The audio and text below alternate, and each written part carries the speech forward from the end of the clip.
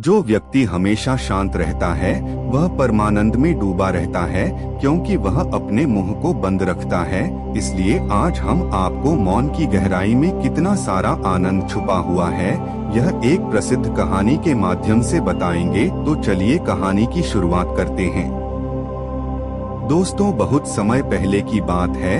एक नगरी में एक गुरुवर जंगलों के बीच अपनी कुटिया बनाकर रहा करते थे। आसपास बहुत ही अच्छा वातावरण था, शांत वातावरण था। वहाँ जो कोई भी जाता था वह अपना दुख भूल जाता था। उस वातावरण की शांति में मन को एक असीम शांति प्राप्त होती थी, जिससे जो भी कोई वहाँ अपने दुख लेकर जाता वह उसे भूल जाया करता। एक दिन वह गुरु अपने कुछ शिष्यों को उपदेश दे रहे थे। वह कह रहे थे, हमें अत्यधिक कम बोलना चाहिए। हमारे पास 2 कान और 1 मुंह है। इसका अर्थ यह है कि हम जितना बोलते हैं उसका 2 गुना हमें सुनना चाहिए, और यही प्रकृति भी चाहती है।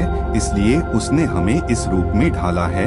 इसलिए इस प्रकृति ने हमें 2 कान और 1 मुंह दिया है। तुमने देखा होगा कि इस प्रकृति में जिस भी पदार्थ की संख्या अत्यधिक है उस पदार्थ की कीमत उतनी ही कम है, और जो पदार्थ बहुत कम है उसकी कीमत उतनी ही ज्यादा है।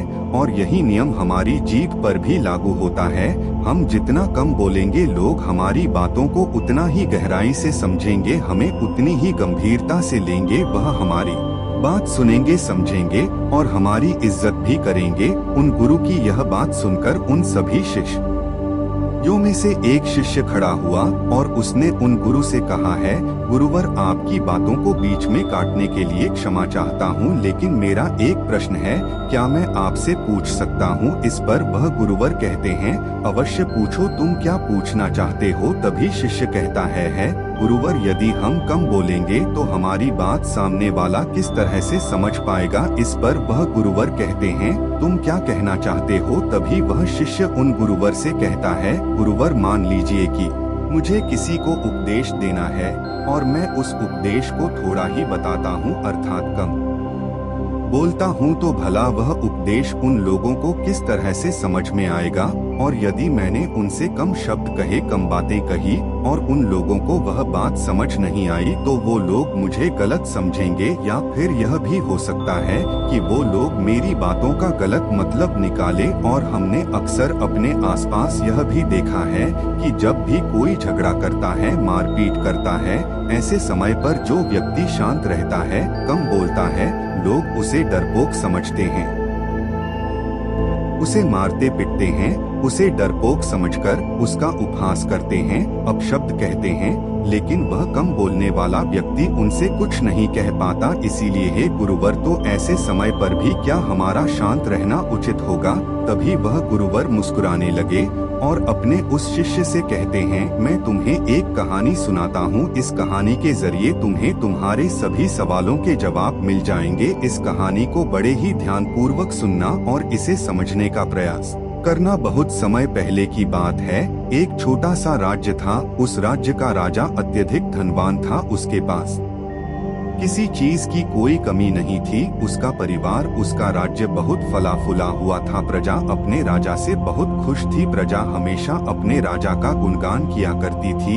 एक दिन वह राजा भरे राज दरबार में यह ऐलान करता है कि जो भी व्यक्ति मेरे मन की बात मुझे साफ और स्पष्ट तौर पर बता देगा, मैं उसे 100 सोने के सिक्के इनाम में दूंगा। राजा ने जो यह ऐलान किया था, यह बात पूरे राज्य में फैल गई। राज्य के हर कोने से बड़े बड़े विद्वान, बड़े बड़े साधु, बड़े बड़े पंडित, बड़े बड़े ज्ञानी सभी राज दरबार में उपस्थित होने लगे। कोई कहता कि हे राजन, आप बहुत धनी है, तो कोई कहता आप बहुत विद्वान है। कोई उनकी राज्य की प्रशंसा करता तो कोई उनकी वीरता की गुण गाता। कोई उनकी प्रजा के बारे में कहता तो कोई उनकी ज्ञान की बातें करता।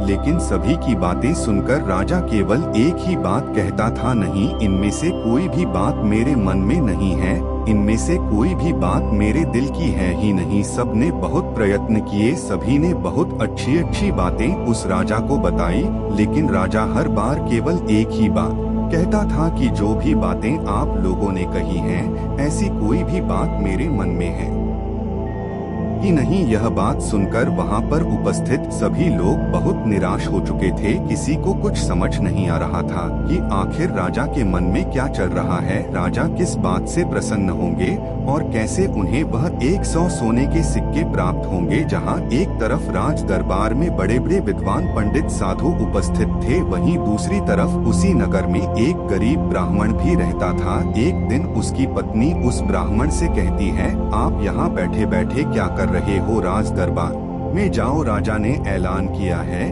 कि जो भी उनके मन की बात उन्हें बताएगा, उन्हें वह 100 सोने के सिक्के इनाम में देंगे। यह आवाज सुनने के बाद से बड़े बड़े विद्वान, बड़े बड़े पंडित, बड़े बड़े साधु और बड़े बड़े ज्ञानी राजा के दरबार में उपस्थित हैं और उन्हें तरह तरह की बातें बता रहे हैं।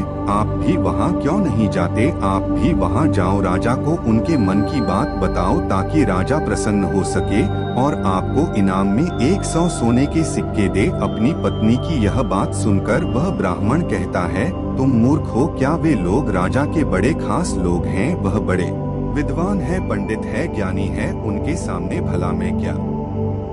वह काम बड़े बड़े पंडितों का है, बड़े बड़े साधुओं का है, जिसने भी इस दुनिया का बहुत सारा ज्ञान अर्जित किया होगा। यह उसी के बस की बात है, मेरे बस की नहीं। मैं वैभव राजा के मन की बात किस तरह समझ सकता हूँ? हम गरीब हैं और हमें उस राज दरबार में जाने के लिए भी अनुमति चाहिए और ऐसे में तुम मुझे उस राज दरबार में भेजना चाहती हो।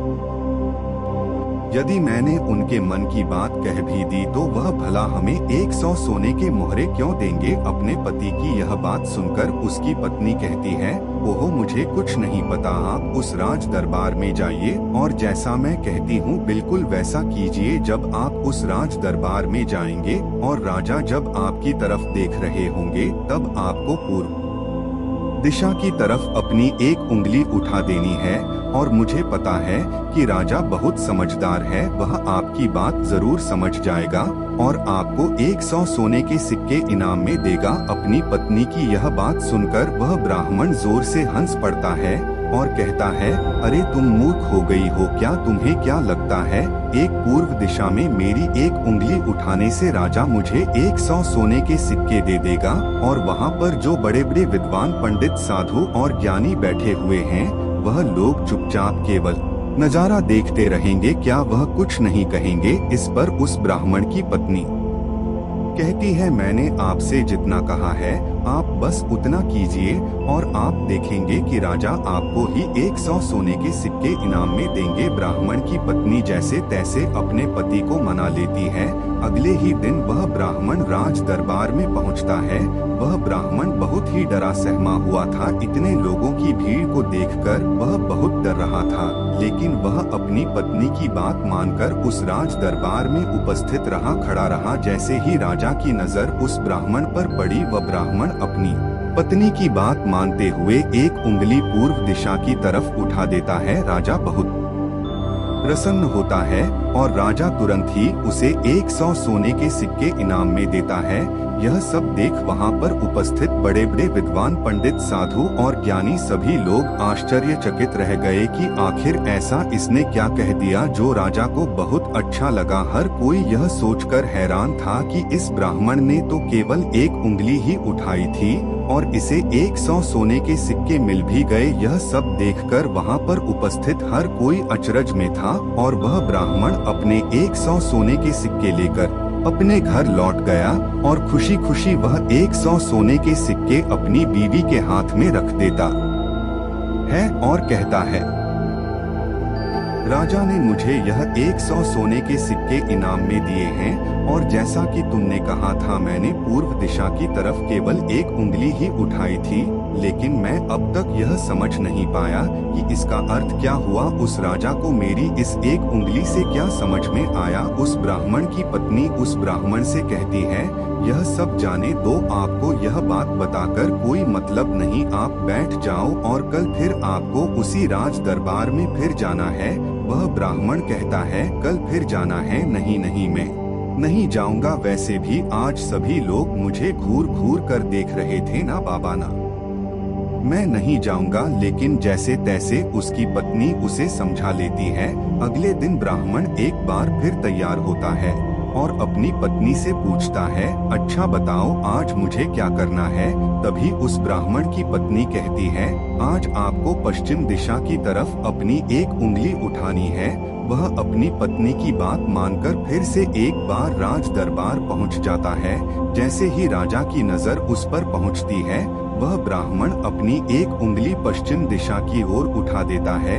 यह देख राजा एक बार फिर प्रसन्न हो जाता है। वह राजा उन्हें 100 सोने के सिक्के फिर से इनाम दे देता है। यह सब देखकर वहां पर उपस्थित हर कोई बड़ा हैरान थे। हर कोई अचरज में था कि आखिर यह सब हो क्या रहा है। हम यहाँ पर अच्छी अच्छी बातें बता रहे हैं, राजा को तरह तरह का ज्ञान दे रहे हैं, लेकिन राजा उससे प्रसन्न नहीं हो रहे। और यह ब्राह्मण है कि केवल एक उंगली उठाता है और राजा उसकी बातों से खुश हो जाते हैं। उसे 100 सोने के सिक्के ही इनाम में दे देते हैं। और यह कुछ बोलता भी नहीं, चुपचाप आता है, उंगली उठाता है, इनाम लेता है और चला जाता है। हर कोई केवल बस यही जानना चाहता था कि आखिर उस ब्राह्मण को ऐसा कौन सा ज्ञान है जो उनके पास नहीं। अगले दिन फिर से वह ब्राह्मण राज दरबार में आता है और अब की बार वह अपनी उंगली उत्तर दिशा की तरफ उठाता है। और अब की बार भी राजा प्रसन्न होकर उसे 100 सोने के सिक्के इनाम में देते हैं। यह सब देख कर वहां पर उपस्थित हर बड़ा से बड़ा विद्वान थक चुका था। उन्हें कुछ भी समझ नहीं आ रहा था कि आखिर एक उंगली उठाने से राजा किस तरह से प्रसन्न हो जा रहे हैं। यह बात देखकर हर किसी ने यह तय किया कि अब यदि उंगली उठाने से ही उन्हें इनाम मिल सकता है तो वह राजा के सामने बड़ी बड़ी बातें क्यों करें, बड़ा बड़ा ज्ञान राजा को क्यों बताएं। उससे अच्छा है कि वह सब मिलकर एक ही दिशा की तरफ उंगली उठाएंगे। सभी ने मिलकर यह तय कर लिया था। अगले दिन सुबह सुबह वह ब्राह्मण फिर से राज दरबार में आने के लिए तैयार हो रहा था और वह अपनी पत्नी से पूछता है, बताओ आज मुझे क्या करना होगा। इस पर उसकी पत्नी कहती है, आज आपको कुछ नहीं करना, आज आप घर पर ही बैठे। उस दिन सभी ब्राह्मण, सभी विद्वान, सभी साधु संत वहां पर उपस्थित थे। राजा के आते ही सब खड़े हुए। जैसे ही राजा की नजर उनसे मिली, सभी ने दक्षिण दिशा की तरफ अपनी उंगली उठा दी। यह देखकर राजा को बड़ा क्रोध आया। राजा ने गुस्से में सभी पंडितों को, सभी विद्वानों को कारावास में डलवा दिया। और यह देखकर वहां पर उपस्थित हर बड़ा से बड़ा विद्वान आश्चर्यचकित था। वह हैरान था कि आखिर हमने ऐसी क्या गलती कर दी। जब वह ब्राह्मण अलग अलग दिशाओं में अपनी उंगली उठाता है तो उसे 100 सोने के सिक्के इनाम में मिलते हैं, और आज जब हमने एक साथ एक ही दिशा की तरफ अपनी उंगली उठाई तो हमने क्या गलत कर दिया। भला राजा क्या समझ रहा है? ऐसा कौन सा ज्ञान है, ऐसा कौन सा राज है जो हम नहीं जानते, जिसके बारे में हम में से किसी को कुछ नहीं पता। यह उंगली करने वाला कौन सा नया ज्ञान है जो हमने आज तक नहीं सीखा, जिसके बारे में हम में से किसी को आज तक कुछ नहीं पता। जब उन विद्वानों की पत्नियों को यह पता चला कि राजा ने उन्हें कारावास में डाल दिया है, तब उनकी पत्नी राजा के पास विनती करने आई कि वे उन्हें छोड़ दें, उनसे गलती हो गई। लेकिन राजा ने किसी की एक ना सुनी, और जब उन सभी को यह लगने लगा कि राजा उनके पतियों को नहीं छोड़ने वाले हैं, तो वे सभी उसी ब्राह्मण के पास पहुँचे और वहां जाकर वह उनसे विनती करने लगे कि वह उनके पतियों की मदद करें, उन्हें कारावास से बाहर निकाले। राजा ने उन्हें कारावास में डाल दिया है और हमने उनसे कई बार विनती की, आग्रह किया कि वह उन्हें छोड़ दे, उनसे गलती हो गई, लेकिन राजा ने एक ना सुनी। इसलिए हम सभी आपके पास आए हैं, कृपया हमारी मदद करें। उस ब्राह्मण ने और उसकी पत्नी ने सारी बातें ध्यान पूर्वक सुनी। उसके बाद उस गरीब ब्राह्मण की पत्नी राज दरबार जाती है, और जैसे ही राज दरबार में राजा की नजर उस गरीब ब्राह्मण की पत्नी पर पड़ती है तो राजा अपनी 2 उंगलियां खड़ा करता है, और तभी वह ब्राह्मण की पत्नी अपने पैर पर ताली मारती है। यह देखकर राजा तुरंत ही अपने अधिकारों को आदेश देता है कि जाओ, उन सभी को कारावासियों से बाहर निकालो। यह सब देखकर वहां पर जो उपस्थित पंडित थे, उनकी हैरानी का कोई ठिकाना नहीं रह गया था। उन्हें यह समझ ही नहीं आ रहा था, क्या आखिर यह कौन सी विद्या है, यह कौन सा ज्ञान है कभी वह ब्राह्मण एक उंगली खड़ी करता है, कभी राजा 2 उंगलियां खड़ी करता है, और कभी यह ब्राह्मण की पत्नी अपने टांगों पर ताली पीटती है। आखिर यह सब चल क्या रहा है? आखिर यह सब हो क्या रहा है? सभी मिलकर यह तय करते हैं कि इसका जवाब तो हमें वह गरीब ब्राह्मण ही देगा। इसलिए सभी मिलकर उस गरीब ब्राह्मण के घर पहुंचते हैं और उन सभी पंडितों में से एक पंडित उन गरीब ब्राह्मण से कहता है कि हमें बताइए यह कौन सी विद्या है जो हम नहीं जानते। आपको भला राजा ने इतनी बार इनाम क्यों दिया, और जब हमने एक दिशा में उंगली उठाई तो हमें कारावास में डाल दिया, और जब हमारी पत्नियां हमें छुड़ाने आई उन्होंने राजा से विनती की, राजा से आग्रह किया कि वह हमें छोड़ दें, लेकिन राजा ने उनकी एक ना सुनी। और जब आपकी पत्नी उसी राज दरबार में आती है तो उनके केवल एक आदेश पर, उनके केवल एक इशारे पर राजा हमें कारावास से छोड़ देता है। आखिर यह सब हो क्या रहा है? आखिर आपने यह सब कैसे किया? क्या आप हमें भी यह ज्ञान दे सकते हैं? क्या आप हमें भी यह विद्या सिखा सकते हैं? उन सभी की यह बात सुनकर तो ब्राह्मण उन सभी से कहता है, इसमें मैंने कुछ नहीं किया है, यह सब तो मेरी पत्नी का किया धरा है। यह सब ज्ञान तो उसने ही मुझे दिया है, और उसने जैसा मुझसे कहा मैं वैसा करता चला गया। तभी वह ब्राह्मण की पत्नी उन पंडितों से कहती है, मैंने पहले दिन अपने पति को कहा था कि वह पूर्व दिशा की ओर अपनी एक उंगली उठाए, और उन्होंने बिल्कुल वैसा ही किया, क्योंकि राजा का पूरा राज्य पूर्व दिशा में फैला हुआ है, और पूर्व दिशा में उनका यह राज्य अटल रहे। कुछ यही बात राजा के मन में भी चल रही थी, जो राजा के दिल की बात थी। इसीलिए राजा प्रसन्न हुआ और राजा ने मेरे पति को 100 सोने के सिक्के दिए। दूसरे दिन जब मेरे पति आए तो मैंने उन्हें कहा कि तुम आज के दिन पश्चिम दिशा की तरफ अपनी एक उंगली उठाना, जिसका अर्थ यह था कि आपका राज्य सूरज के उगने से ढलने तक के बीच में आप ही का राज्य रहेगा। यह बात राजा समझ चुके थे, क्योंकि राजा बहुत ज्ञानी है। इसी कारण राजा ने फिर से प्रसन्न होकर मेरे पति को 100 सोने के सिक्के दिए। तीसरे दिन मैंने अपने पति को यह कहा था कि वह उत्तर दिशा की ओर अपनी उंगली उठाए, और इन्होंने राज दरबार में बिल्कुल वैसा ही किया। उत्तर दिशा की तरफ उंगली उठाने का अर्थ यह था कि जिस प्रकार इस राज्य के जो पहले राजा थे उनका राज्य अटल था, ठीक उसी प्रकार आपका राज्य भी अटल रहेगा। और यह बात भी राजा के मन की ही थी, जिस कारण राजा ने प्रसन्न होकर उन्हें 100 सोने के सिक्के इनाम दिए।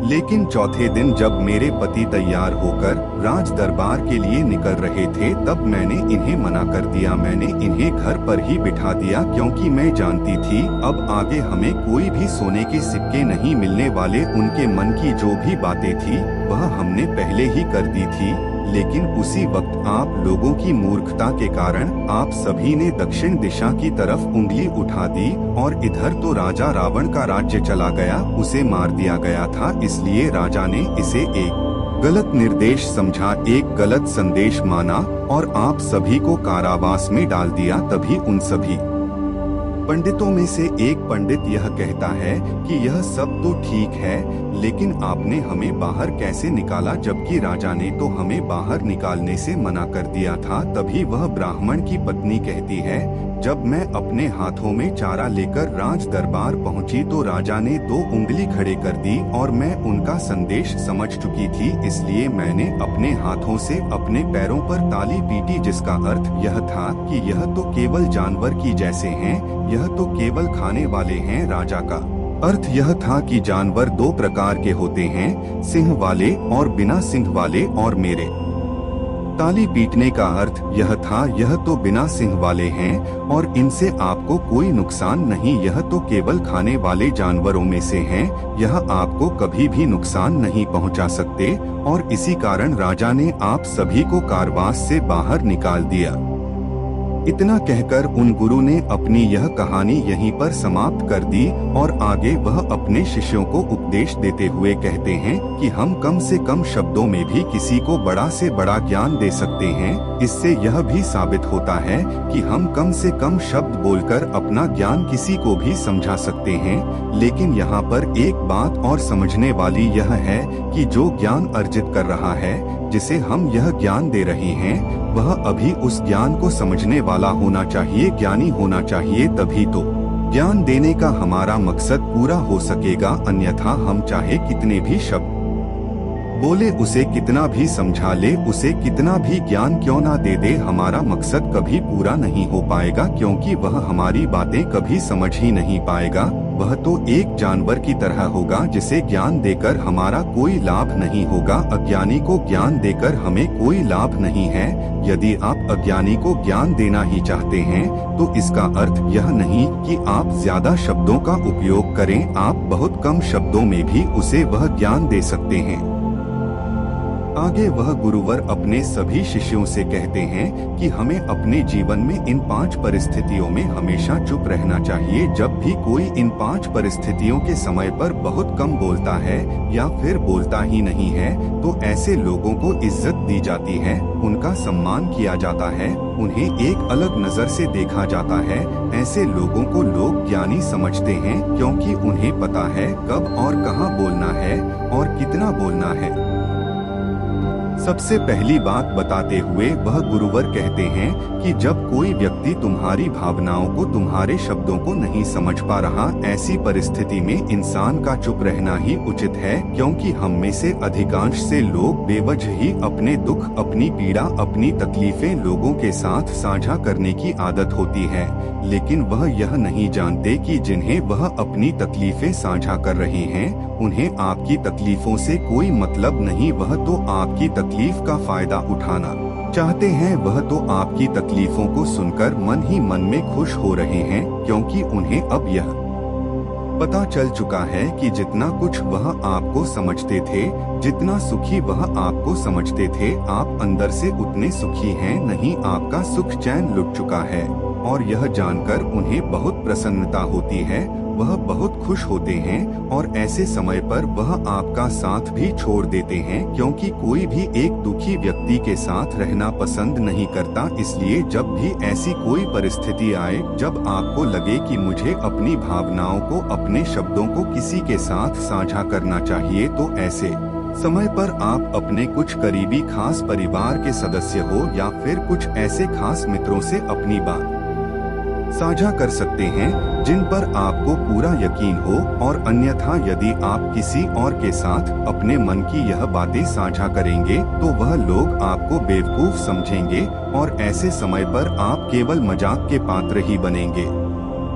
दूसरी जगह जहां पर हमें चुप रहना चाहिए, जब हमें किसी विशेष मौके के बारे में अधूरी जानकारी हो, किसी विशेष घटना के बारे में जब हम नहीं जानते, जब हमें अधूरा ज्ञान हो, तो ऐसे मौके पर हमेशा चुप रहना चाहिए। हम में से अधिकांश लोगों को यह शौक होता है कि वे अपने ज्ञान का प्रदर्शन करें, लेकिन अधिकांश लोगों को आपने देखा होगा कि उन्हें उस विषय के बारे में अधूरा ज्ञान होता है, जिस कारण वह हर समय लोगों के बीच मजाक का पात्र बनते हैं।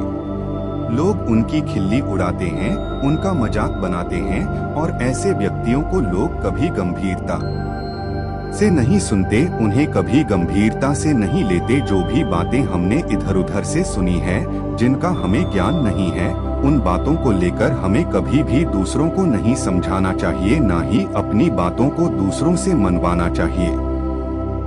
आगे गुरुवर अपने शिष्यों को तीसरी बात बताते हुए कहते हैं, जब कोई इंसान किसी दूसरे व्यक्ति की बुराई कर रहा हो तो ऐसे समय पर तुम्हें चुप रहना चाहिए, क्योंकि ऐसा व्यक्ति कभी किसी का नहीं होता। तुम जिस नकारात्मक बातों का हिस्सा बनने जा रहे हो, वह नकारात्मक बातें तुम्हारे मन में प्रवेश करती चली जाएंगी और धीरे धीरे यह नकारात्मक बातें तुम पर हावी होने लगेंगी और फिर तुम भी उसी की तरह नकारात्मक बातें सुनने लगोगे, सोचने लगोगे और करने लगोगे। इसीलिए कभी भी इन चीजों का हिस्सा ना बने, क्योंकि जो व्यक्ति तुम्हारे सामने किसी तीसरे व्यक्ति की बुराई कर रहा है, ऐसा जरूरी नहीं कि वह तुम्हारी बुराई उस तीसरे व्यक्ति के सामने ना कर रहा हो। ऐसे व्यक्ति कभी किसी के नहीं होते, वह पीठ पीछे एक दूसरे की बुराई करते ही रहते हैं। इसलिए जब भी कोई व्यक्ति तुम्हारे सामने किसी तीसरे व्यक्ति की बुराई कर रहा हो तो तुम्हें उसकी बातें केवल ध्यान पूर्वक सुननी है,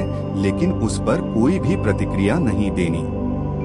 आगे वह गुरुवर अपने शिष्यों को अगली बात बताते हुए कहते हैं, जब कोई व्यक्ति तुम पर गुस्सा कर रहा हो, तुम पर चिल्ला रहा हो, तुम्हारा अपमान कर रहा हो, तुम्हें अपशब्द कह रहा हो, ऐसे वक्त पर तुम्हें शांत रहना चाहिए, चुप रहना चाहिए, क्योंकि तुम्हारे मौन से बड़ा और कोई हथियार नहीं। तुम चुप रहकर उसके सभी सवालों का जवाब उसे दे सकते हो और तुम चुप रहकर उसके गुस्से को शांत करने में उसकी मदद भी कर सकते हो, और ऐसा करने से तुम इस परिस्थिति को और बिगड़ने से बचा सकते हो। और देखना, जब गुस्सा करने वाला व्यक्ति शांत होगा, जब उसका गुस्सा शांत हो जाएगा तो उसे अपनी गलती का एहसास भी होगा और वह तुमसे माफी भी मांगेगा। इसलिए तुम्हें ऐसे जगहों पर चुप रहना चाहिए, किंतु तुम्हें हर जगह पर चुप भी नहीं रहना चाहिए। जब तुम्हें लगे कि कोई व्यक्ति गलत कर रहा हो तो उसका विरोध कर शांत मत रहो, क्योंकि यदि तुम ऐसी परिस्थिति में चुप रहोगे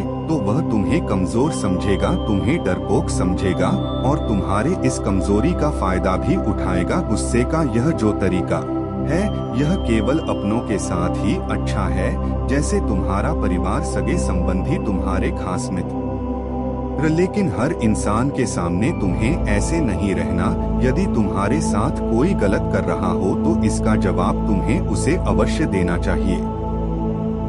आगे वह गुरुवर अपने शिष्यों को 5वीं बात बताते वे कहते हैं कि जब कोई व्यक्ति अपने मन की बात, कोई घटना या कोई दुख भरी बातें तुम्हारे साथ साझा कर रहा हो तो ऐसी स्थिति में हमें चुप रहकर ध्यानपूर्वक उसकी सारी बातें सुननी चाहिए। आपने तो देखा ही होगा, जब हम अपनी परेशानी किसी के साथ साझा कर रहे होते हैं, उसी वक्त हमारा कोई ऐसा मित्र या फिर कोई ऐसा सगा संबंधी अवश्य होता है जो हमारी बात पूरी करने से पहले हमें समाधान देना शुरू कर देता है। और जब कोई ऐसा करता है, हमारे मन में क्रोध उत्पन्न होता है, हम उस व्यक्ति से बात तक करना पसंद नहीं करते। जबकि ऐसी परिस्थिति में हमें शांत रहना चाहिए, क्योंकि सामने वाला हमसे यही उम्मीद करता है। हम शांत रहकर उसकी सारी बातें ध्यानपूर्वक सुने, जिससे जब वह अपनी बात पूरी करे तो उसे शांति का अनुभव हो। और जब हम ऐसा करते हैं तो उसके मन में हमारे लिए और भी इज्जत बढ़ जाती है।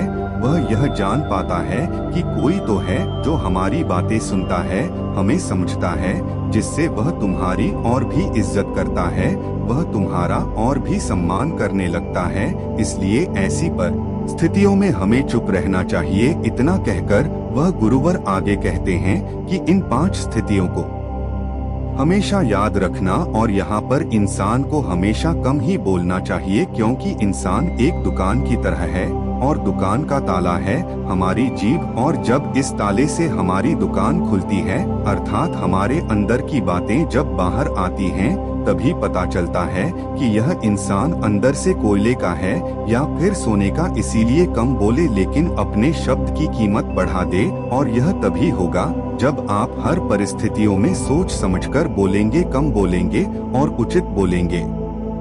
अगर वीडियो अच्छी होगी तो लाइक सब्सक्राइब जरूर करें, ताकि ऐसा मोटिवेशन वीडियो आपको सबसे पहले मिल सके। और कमेंट में नमो बुद्धाय जरूर लिखें।